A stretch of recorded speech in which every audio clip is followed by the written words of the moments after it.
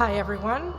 My name is Voula Hantziantonakis. I'm a senior client consulting manager working with EMEA and UK clients. And today I'll be speaking to Zsuzsanna Blau, who is the senior manager of enterprise global campaigns at Nokia. And thank you, Zsuzsanna, obviously, for joining us today. What we tend to see year over year are two recurring themes that continue to challenge marketers are, best practices for email nurturing. How do we, engage with our prospects and our customers in an effective way, but also account-based marketing. And I think both Mike and Barry touched upon this earlier in their presentations, right? A lot of you do get target account lists that are directed by sales, but do we know they're the right accounts to be going after? Barry mentioned that, we think our market may be in one particular place, but there are a lot of other places that, our market actually exists. And these are the two themes that Zsuzsanna and I want to delve into today over the next 20 minutes. So Zsuzsanna, we're now in our third year of working together, and certainly I think over the last 18 months in particular, I've certainly noticed a shift in our conversations of your marketing approach, and it is evolving into, I think, something more modern, I would say, than the traditional Nokia approach. Can you outline for us why you needed a new approach to your marketing campaigns and what challenges you were facing? Yes. I'll be highlighting a specific segment, a brand new market for us that we needed to get into. But before I do that, just out of the blue, how many of you know Nokia here? Hands up. Okay, so basically almost everyone. How many of you actually know what Nokia does today? Okay, not so much. We don't make mobile phones anymore.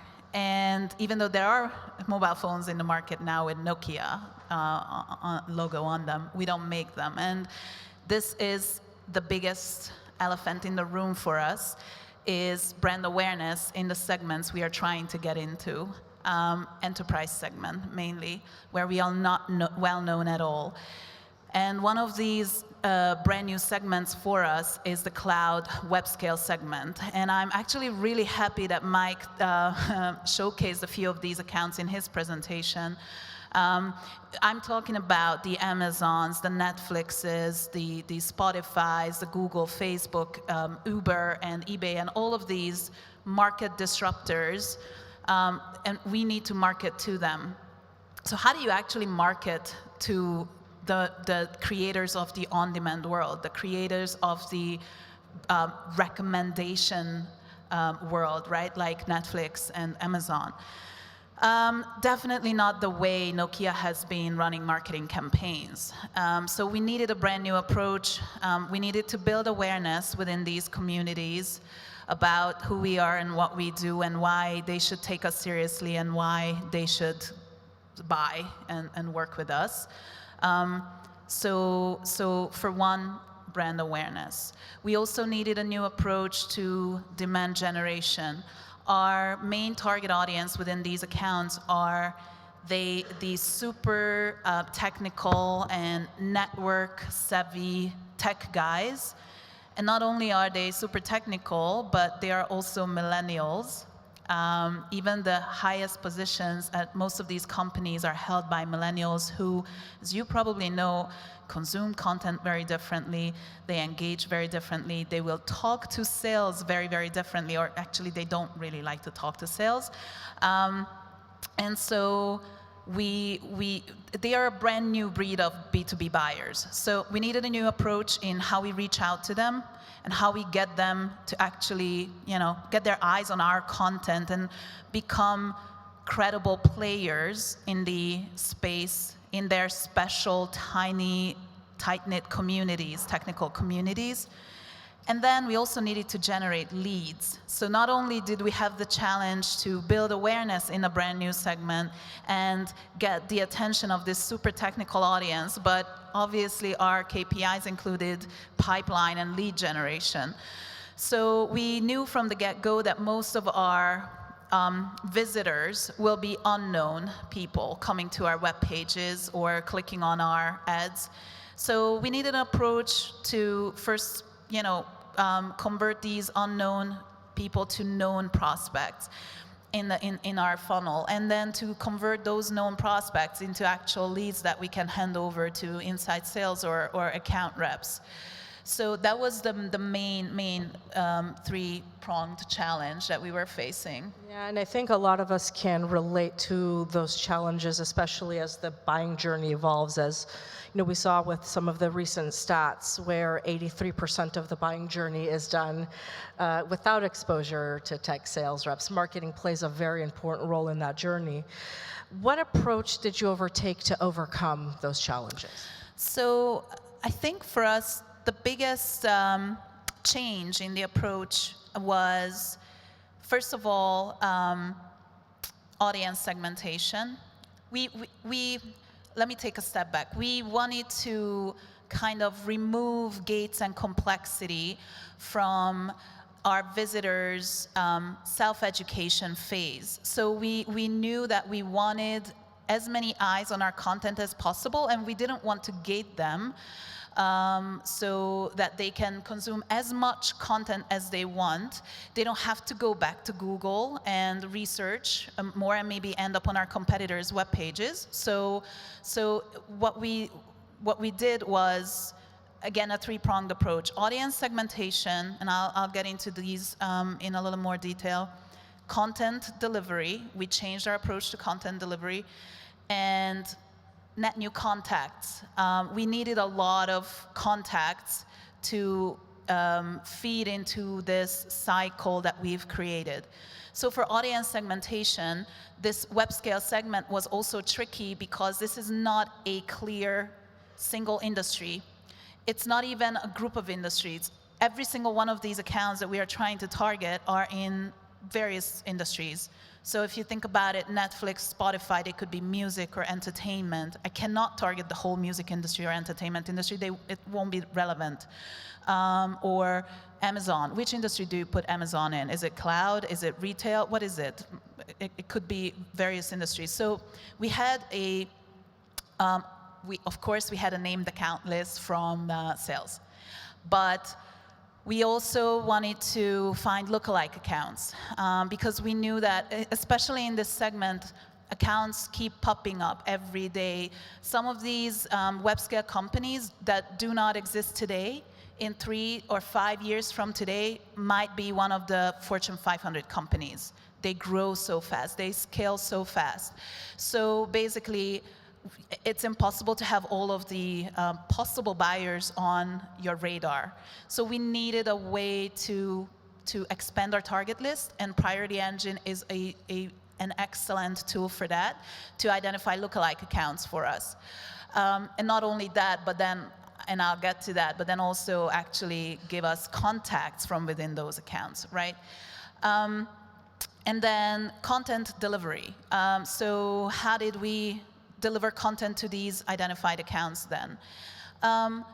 We knew that we had to have a dynamic approach to content where, that is less gated, less click obsessed, where every click is not the end of the journey because you sent them to a gated landing page and so they hit the submit button and boom, where do they go from there? The journey's over. No, we didn't want to gate content. What we wanted to do was to give them a seamless way, a bingeable approach. We know that these millennials prefer short, snackable, bingeable, on-demand assets, and also content that is authentic and transparent. So we actually partnered with a company called Path Factory. They are a content delivery platform, really, that, in short, allows you to pull various assets, third-party, first-party assets, into a playlist-like content track, as we call them. And it gives you amazing engagement data in the back end. So you will see who consumes your content, for how long, on what topics, what funnel stages, and how many times they come back. And so combined that with TechTarget's intent-based data in Priority Engine, we were able to qualify leads differently. And so that was the third approach, right? Lead qualification, and we needed net new contacts because we knew that most of our visitors will be unknown, and they don't like to fill out forms, they don't want to answer phone calls. So with TechTarget, we are able to actually feed our Marketo database with net new contacts weekly via our automated weekly exports, and send those people to our content tracks on Path Factory where we see their engagement. And then the combined intent data and content engagement data allows us to arm our sales force with account or even contact level details and insights that will allow them to prioritize their follow-ups, and just reflecting on the previous panel, to actually get into valuable conversations because they will know what to talk about, what topics to start the engagement with. Yeah, absolutely. And to add to that, with regards to defining what your lookalike accounts look like, I know we work very closely in going after those intent signals. What kind of account is going to be the best fit for the web scale solution, and really looking at accounts that have specific topic interests, that have the closest alignment to the types of industries that will fall within that bucket, but also working really closely together to help. I know there's a manual component to how you build out your ABM lists, assisting you and the team with providing you with available accounts that are in our database, so you can evaluate and identify, is this a fit to go after? And of course, for anybody that is already working with TechTarget, that is certainly something we on the customer success team can help with. Yeah, it really helps me future-proof my funnel, honestly, because again, sales will not have all of the possible buyers on their radar. So yes, while I do have a named account list, Priority Engine allows me to export more contacts and identify more accounts that I can nurture until they are ready to buy, and future-proof my funnel. You touched earlier on sort of creating that a pathway for those prospects to get to content, to self-nurture to the point where they're ready to go to sales. How does your email nurture obviously supports your campaign as a marketing tactic to get that message out, but looking at it on the flip side, how do your campaign goals influence the layout and the setup of your nurture track? Do your goals affect the way you're going to build that content path? Oh, absolutely. I think the most important thing is you need to know why you're sending out emails to your audience. What's the goal behind it? Where you are in the market that you are trying to either enter, or is it a mature market and you've been known, and are you emailing existing customers, or are you hoping to convert your contacts into new customers? Are you building or awarding customer loyalty? What stage in the buyer journey your target audience is, your contacts? Where are they? What do you have content for all the buyer journey stages? So awareness, solution, selection. What we tried to do, and this was also a new approach within Nokia, is we built different nurture programs for the different phases within our campaign that are about different topics. So for you, this could be, once you know who you're trying to target and what the messaging is, your messaging might need to be different for different audiences, different industries, I mean, or different personas. But once you have that, I know I'm a millennial myself, and I hate to receive emails where I feel like it's just a generic email and that is not useful to me, and where it's not personalized enough. And I'm not talking about super complex email nurture setups, but just a tiny step. If I've already engaged with an asset, with a content, don't send it to me again, right? So have maybe a skip logic in your email nurture. Or we always had these weekly or bi-weekly, every Tuesday, 9 a.m., a white paper goes out to our audience. Okay, great, but your audience is actually not sitting there every Tuesday morning expecting a white paper from Nokia and then saying, oh, I didn't get my white paper today. Let me go and check Nokia website.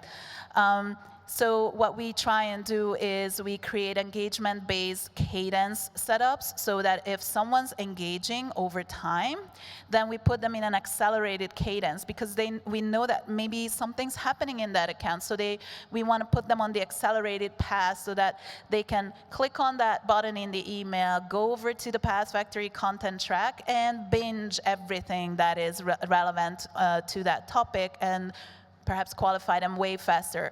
And then on the flip side, if they're not engaging at all, then we will just put them in a slower nurture cadence. Maybe 3 months from now, it will be more relevant for them. So we still, stay on top of mind, or try and stay on top of mind, but not be too pushy. Yeah, I think those are some good points, and I think clients, we've seen a lot of clients often struggle with almost overthinking the nurture stream. I have to have everything perfect before I launch a nurture track, and it doesn't have to be complicated. The point is, start somewhere, get the content out, base it on their engagement, and I think the metrics will speak for themselves. And so I think that marketing has been yearning for that seat at the revenue table for so long. And now we have amazing tools like Priority Engine and others out there that really give you the data, the intent insight, so that you can pull those people into your nurture. And as long as you provide valuable content that's not all about you, but actually because you have the intent, right? So you know what topics they are interested in, you know what they are researching. It will allow you to put the relevant assets into your email nurture. And I really love the saying, actually, and maybe this is what we can close the conversation with, but people will spend money with you, but before they spend money with you, they will spend time with you. So if you can identify that path from the initial searches, the initial interest, to becoming a customer, you identify the patterns, and again, you have all the tools available to you to do that. And you can see, okay, what topic did get them to start their journey? What was the journey like? We've seen the slides today about the different touches it might take for someone to get from initial interest to becoming a customer and actually taking an action or buying something, and how long that journey took to get there. You'll be able to actually forecast pipeline and enjoy predictable business growth and take that seat at the revenue table. And it all starts somewhere. It all starts with just getting maybe a nurture stream out and putting the right content in that nurture stream based on the intent insights that you can gather. Okay, well, thank you very much. Thanks, everybody. Actually, can I be cheeky just a little bit? And I'd like to try something, and blame it on me being a millennial, but how many of you guys have the LinkedIn app installed on your phone? So there is this great feature on the app where if you open it up, you can actually connect with all the people in the room. So if you guys want to do that, do you mind? So let's open the app, and then at the bottom, there's the My Network button. If you click on that, and then you should see a blue little circle to the right, bottom right, with a person on it. So click on that, and then click on Find Nearby. And then you'll see everyone in the room that enables this. And please feel free to connect with me. Awesome. Yeah, thank you, guys.